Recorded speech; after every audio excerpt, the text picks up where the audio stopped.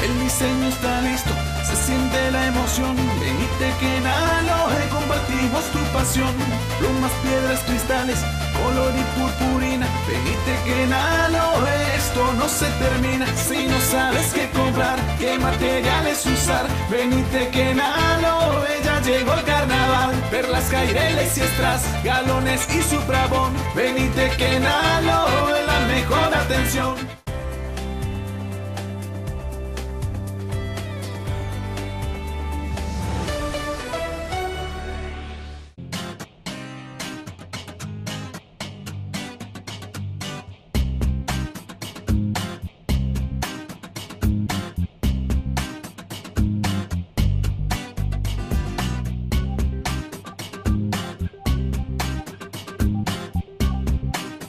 En la edición de hoy, ponerle un título no tiene, porque es un gestor cultural, un hombre de la cultura, hoy con nosotros.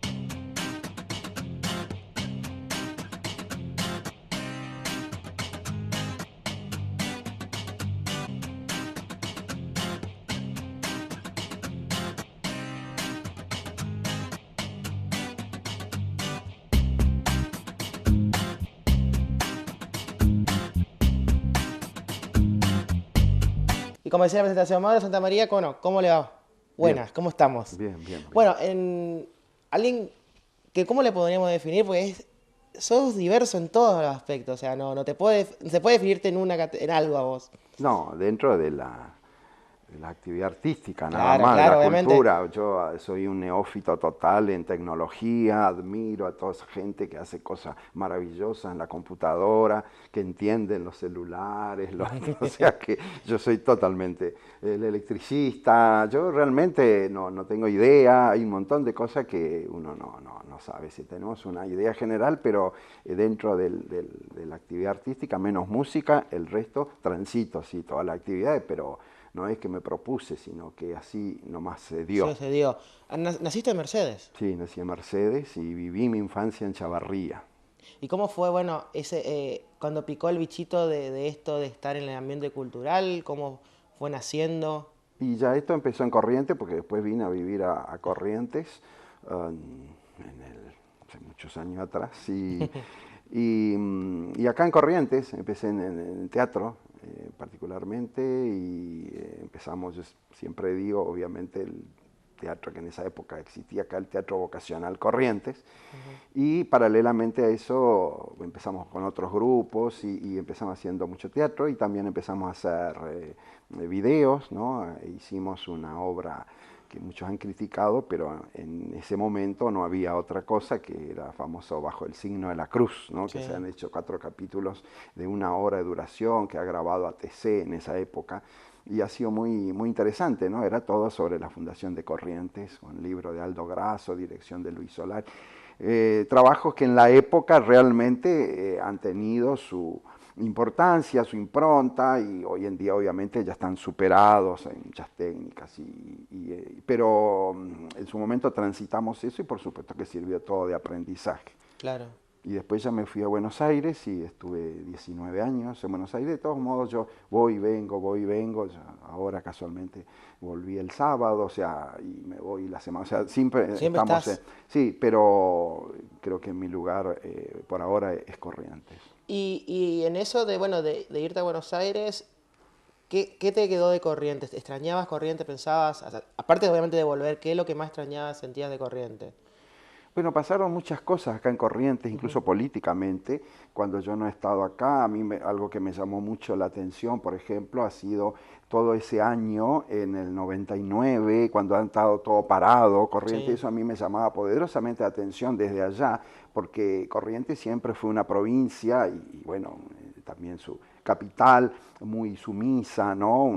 Con la impronta ya de nuestros partidos autonomistas y liberales, esto del patrón y el amo. Y esa característica se rompió en el 99 cuando veo un paro, la gente en la plaza, todo un tiempo prolongado, el puente.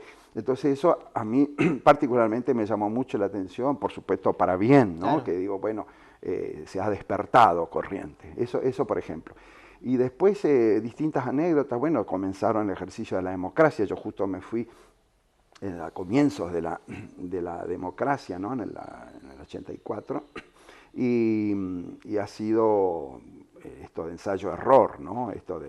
Y allá en Buenos Aires se vivió realmente la justicia, yo vivía justamente en zona de tribunales, en donde estaba el juicio a las juntas, en donde la cultura, en este caso internacional, y en todos los rubros, y realmente en teatro ha venido lo mejor del mundo. O sea, realmente ha sido una fiesta, ¿no? Hasta el 89, que empezamos otra vez con los problemas económicos, bueno, y después ya todo lo que se sabe, ¿no? La ida de Alfonsín, la venida de Menem y todo el resto, hasta nuestros días. Pero ha sido un momento muy, muy interesante, muy intenso, ¿no? Y yo comparto, mucha gente consulto y pregunto de la cultura y me dicen que esos años realmente han sido, yo siempre dije Buenos Aires en esa época era una fiesta y también se dio en distintos lugares del interior. Y de Corrientes nunca me he ido en el sentido desde el punto de vista cultural, porque yo, estando incluso en Buenos Aires, siempre he hecho cosas con temática correntina, utilizando el idioma guaraní, temáticas siempre nuestras, o sea que en ese aspecto no me he ido nunca. Tal vez los otros se quedaron, pero yo no me fui. ¿Y cómo fue, bueno, llevar un poco de Corrientes a Buenos Aires, un lugar que siempre fue reacio, sobre todo al interior? Siempre Buenos Aires como que está ahí en su mundo y no. ¿Cómo fue llevar un poco de lo nuestro a Buenos Aires, abrir la cabeza de mucha gente? Allá particularmente ha pasado en el 87 una experiencia maravillosa.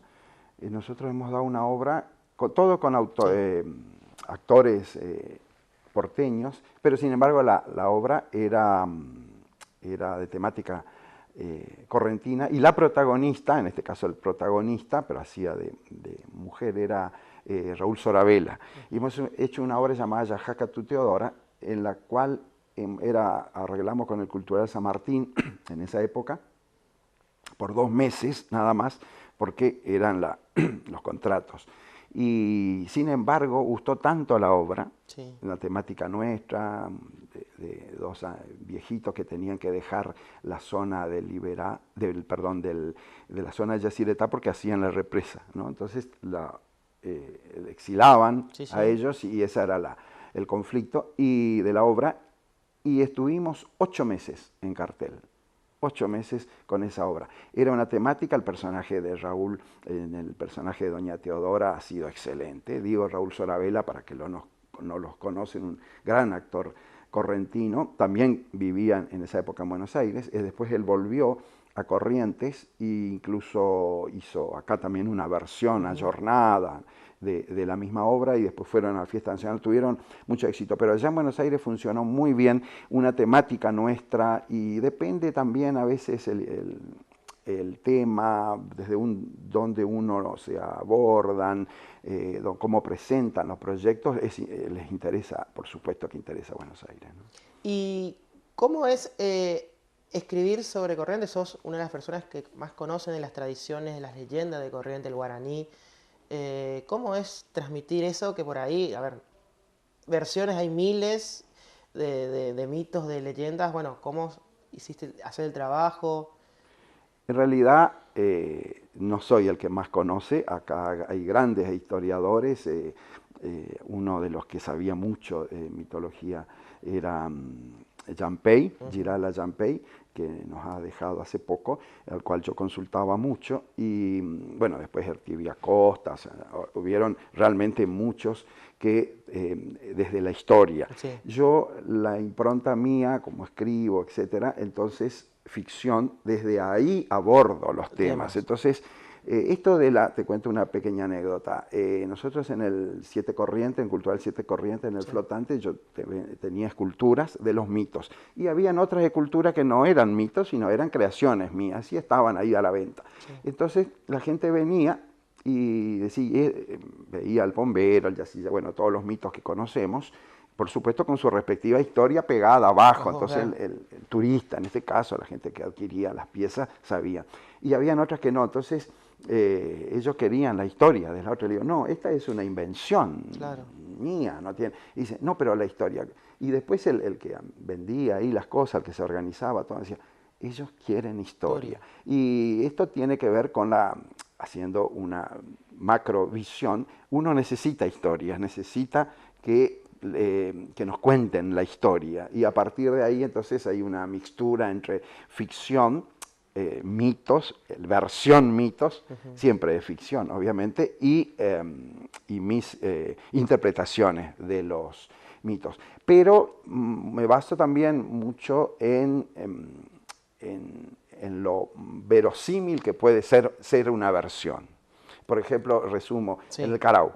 Digo por un ejemplo. Yo tengo un trabajo, una obra de teatro, un cuento y una obra de teatro, donde no es el Carao en el malo, sino es la madre, la absorbente, ¿no? Entonces, por eso... Claro, pero es que, o si no, el personaje, por supuesto que he visto mil presentaciones de obra, bueno, el chamamé mismo, ¿no? Que lo deja al hijo como realmente el desalmado, y si uno analiza el mito, no es así, ¿no? O sea, y entonces hay que revertir en base a la verosimilitud de la historia y ver del otro lado la historia. En este caso, él está bailando y viene una y le dice, murió tu mamá, y él dice, ya habrá tiempo de llorar. Entonces no va a ser no, es inverosímil la conducta de un hijo. Bueno, digamos, no quiero analizar mucho el tema. Bueno, entonces yo lo cambio la versión. Esto de cambiar versiones lo han hecho muchísimos escritores, autores clásicos, que no es una invención mía de ninguna manera, pero cabe y el caso del Carao, que decía según Pichon Rivière, hablaba de es el primer síntoma del complejo de Edipo en Corrientes. Pichon Rivière, cuando en su adolescencia vivió en Goya. Digo, para los que no lo ubican, Pichon Rivière es el padre por ahí de la psicología social en la Argentina, entonces era francés. Y esto también es importante tener en cuenta a la hora de analizar un mito, ¿no? Desde el aspecto psicológico. Claro, pero a veces cuando uno quiere contar otra versión de esos mitos, por ahí la gente como que no se quiere mover de ese lugar de comodidad de estar ahí. Sí, a mí me pasa, es muy divertido. Yo voy a trabajar los mitos con las escuelas primarias de toda la provincia, lo he hecho durante muchos años en el plan de lectura, y ahora una vez al mes o a veces cada 2 meses voy a una escuela porque me llevan a trabajar. Y cuento o sea, yo hago un relato compartido de la versión del bombero, por ejemplo. Y pasa ahí que los chicos defienden cada uno las versiones que le contaron sus padres y sus abuelos. Y eso es lo más importante, ¿no? Que defiendan las versiones, que haya muchas versiones. Yo siempre digo que el tema del mito acá en Corrientes es un privilegio. Claro. No hay en el resto de Misiones, tímidamente, y después no hay otros mitos que coincidimos, Santiago del Estero, interesante, tienen otro tipo de mitos, pero la riqueza y variedad que tenemos acá es un privilegio y está a flor de tierra. Por eso yo no, simplemente lo que trabajo, trato lo que veo a mi alrededor, no soy ningún visionario ni inventé nada, está ahí. Lo que pasa es que algunos vemos y otros, bueno, no vemos, pero también esto de separarse, tomar distancia del lugar donde uno vive es muy importante porque uno objetiviza más esa realidad, ¿no? Se ve distinto. Se ve distinto porque el pez no ve el agua donde nada, entonces es importante tomar distancia de eso. Y eso, como decía vos, la transmisión sigue todavía pasando de abuelos a padres, padres a hijos todavía. Por ahí en otros lugares se pierde ya. Lo que era mito en las grandes ciudades se pierde por el crecimiento de la urbe. Pero en Corrientes como que hay distintas versiones que te van contando de la familia y se sigue. Y los chicos y los nietos saben la misma historia que sabía sus abuelos, tatarabuelos. Yo voy más allá todavía. Siempre pongo un ejemplo, nosotros en investigación sobre el Pombero particularmente. Hace unos años atrás, el director del hospital de Itatí tenía que hacer en la encuesta cuando van las madres a dar a luz a sus hijos, y entonces a las madres solteras se le preguntaba la paternidad y ellas respondían, pero repetidas veces y aseverando, fue el Pombero. Esto y ahí hay un hecho social importante, claro. No es una tradición que cuenta.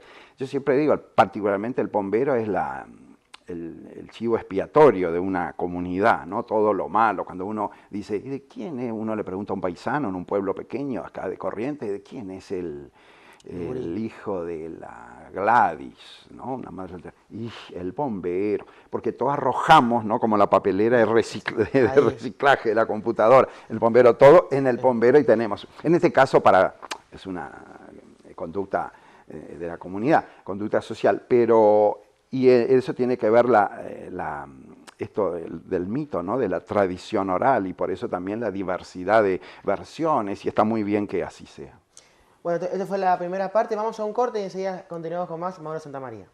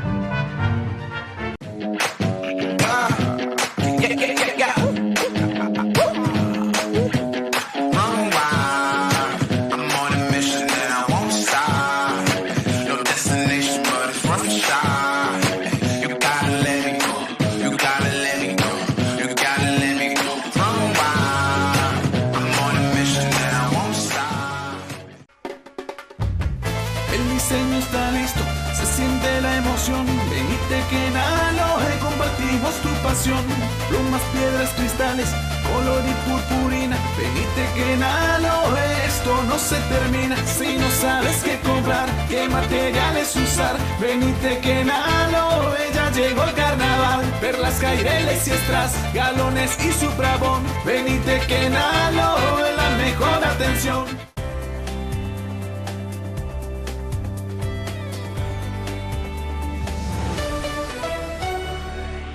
Y bueno, continuamos y bueno, ayer fue Caray Octubre, una de las fechas más emblemáticas que tiene para fin de año el correntino. Bueno, contanos, bueno, ¿qué es el Caray Octubre, cómo es la temática y cómo se inició esto? Bueno, hay que partir siempre del siguiente eslogan, ¿no? El mito siempre es una necesidad social, ¿no? Uno necesita tener historias, necesita espejos para mirarse, para creer. y seguir adelante y sentirse que uno no está solo, en esencia. Entonces siempre es una necesidad. Particularmente en el mito de ayer, que todo el mundo ha comido mucho y hacen muchas comidas, realmente en el campo, ¿no? La gente ya el día anterior, en muchos lugares faenan cerdos y hacen distintas cosas y ya preparan para, ¿no? el primer día de octubre, en donde es esto de cocinar mucho, es como ese día en particular, tiene la idea, ¿no? Nos cuenta la leyenda, de una especie de prepararse Sí. para pasar lo que viene, como una manera de protegerse y tener siempre alimentos. Sí.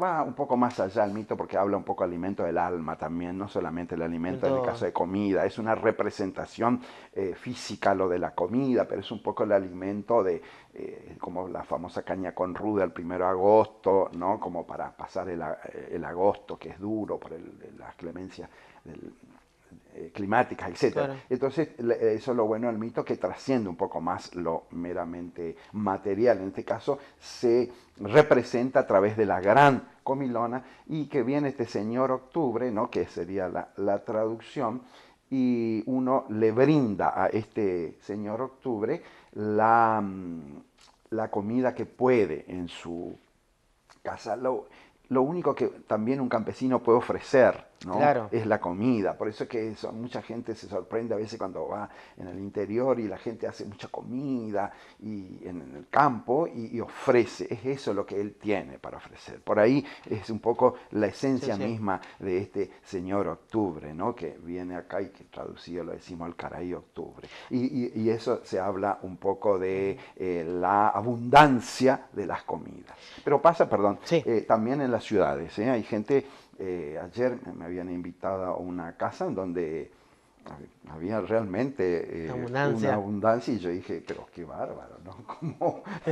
Y eran las plenas ciudades. Así que es un mito arraigado en todos lados. Y creo que estos últimos años, capaz por el florecimiento de la fiesta del chamamé, como que volvieron más fuertes las historias así de Caraí, de la caña con ruda, sobre todo en las ciudades, porque el paisano lo sigue haciendo y lo hizo siempre, pero en la ciudad como que se instaló ese volver a sentir las tradiciones, de contar las historias de guaraníticas. Puede ser también, te comento que yo durante los 19 años que viví en Buenos Aires, este año también estuve el 1 de octubre en Buenos Aires, siempre tomé caña con ruda. Yo ya preparaba ya unas semanas antes para estacionar, etcétera, y compartía. Y a este último también, octubre, estuve allá y distribuimos entre todos, era muy interesante. Yo creo que, respondiendo un poco a tu pregunta, también obedece un poco al gran cúmulo, bombardeo de información foránea desde hace mucho tiempo a esta parte, en donde realmente estamos perdiendo nuestro entorno inmediato cultural. Estamos tan bombardeados. Acá nosotros tenemos una gran celebración que ángeles tomos, les dice, ¿no? Ángeles somos, ángeles tomos, ¿no? El Día de los Muertos es hermosísima, en muy poquitos lugares ya se ha perdido. Y sin embargo estamos tan bombardeados por Halloween. Yo siempre le cargo por el tema de la pronunciación. Digo, tenemos mucho bombardeo foráneo que hacen que ese bombardeo, esa información siempre está en la televisión, en los medios de comunicación. Entonces, cuando está en la televisión, tiene mucha importancia y lo que no está en la televisión no existe. Claro. Entonces eso tiende a desvalorizar nuestro entorno inmediato, entonces es mucho más importante las brujas de Estados Unidos que nuestro ángeles somos, ángeles tomos, por ejemplo. Entonces pasa eso con esta necesidad de empezar a ver, bueno, pero ¿y nosotros quiénes somos? ¿Dónde estamos? ¿Tenemos? ¿No somos? Entonces, ¿qué es esto? Porque lo otro es todo de afuera, ¿no? Es de prestado, como dicen en el campo, es emprestado.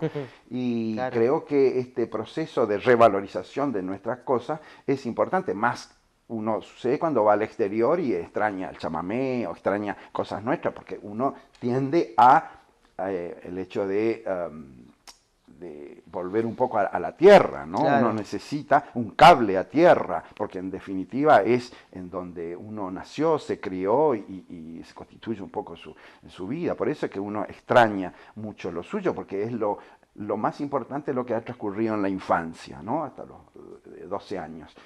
Los psicólogos dicen que la vida adulta no es más que la repetición de la infancia, donde uno realmente ha echado raíces en principio, es lo que más le va a quedar y le va durante toda su vida, por más que esto pasa con la gente que se va al exterior y viven años allá y sin embargo su infancia está presente en todo momento, le arrebata. Hoy en día con los medios de comunicación, con esto de las redes sociales, pues se puede acercar más, ¿no? Claro. Un poco desde lejos, en este caso a través de la pantalla, pero tiene que ver un poco esto de el gran bombardeo exterior ajeno a nosotros, y creo que es hora, para fortuna de todos, de empezar a recobrar lo nuestro.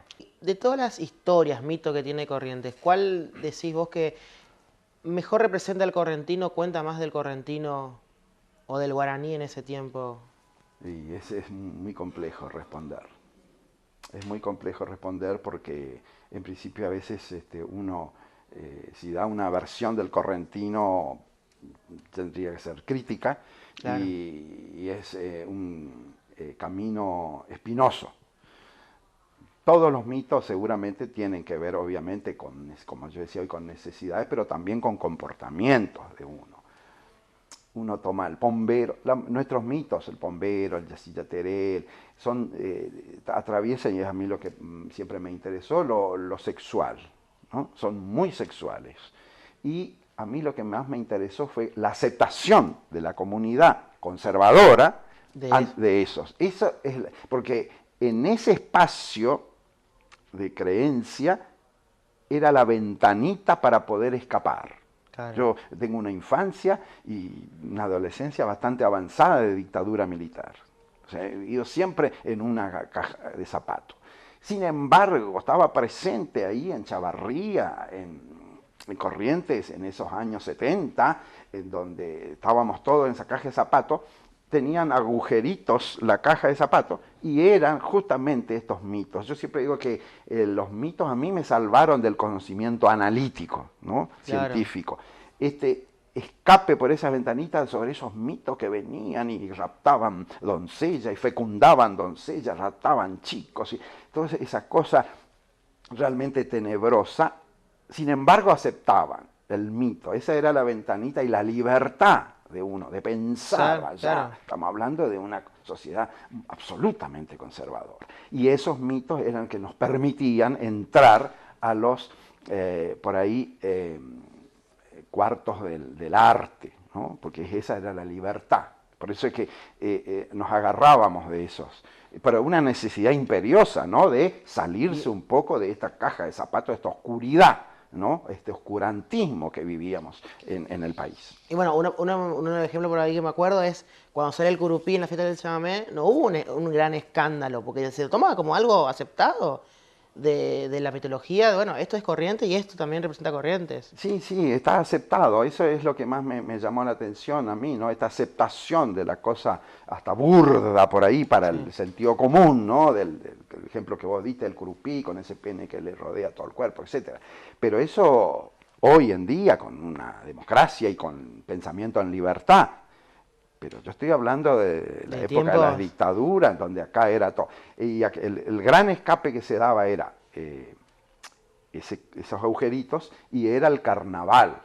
El carnaval, que como su nombre también lo indica, ¿no? Esta ventana hacia el afuera por 4 días locos, también, ¿no? En donde salían a flor de tierra todas esas cosas escondidas, acumuladas durante un año, ¿no? Y ya había en ese carnaval esos indicios, ¿no? Por eso esto de la creatividad también en los carnavales, ¿no? Estos agujeritos en esa caja de zapatos. Siempre estuvieron presentes, siempre fueron creativos. Bueno, esta fue la entrevista con Mauro. Bueno, muchas gracias por tu tiempo, por estar con nosotros y contarnos un poco de lo que es el correntino y de lo que estamos hechos.